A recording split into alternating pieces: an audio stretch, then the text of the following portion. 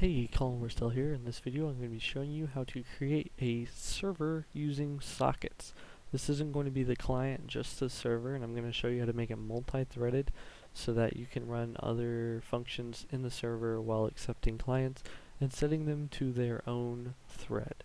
Alright, so we're going to start off here in the server class, which I have. We're going to use two classes, a main and a server.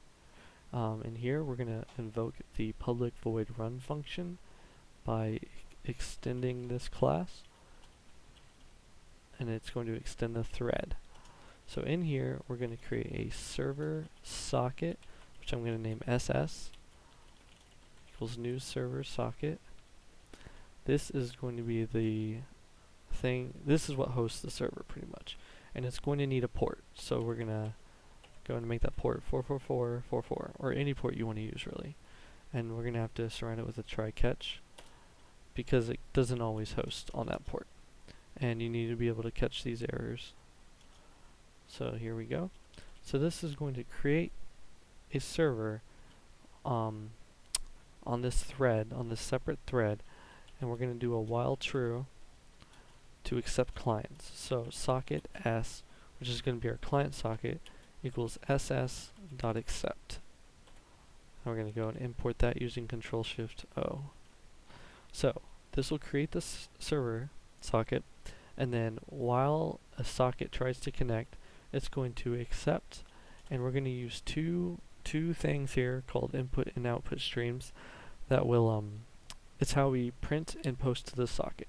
This is going to be an echo server, so we're going to do input stream is equals new input stream. Actually no, it's not new input stream, it's s.get input stream, and then output stream os equals s.get output stream.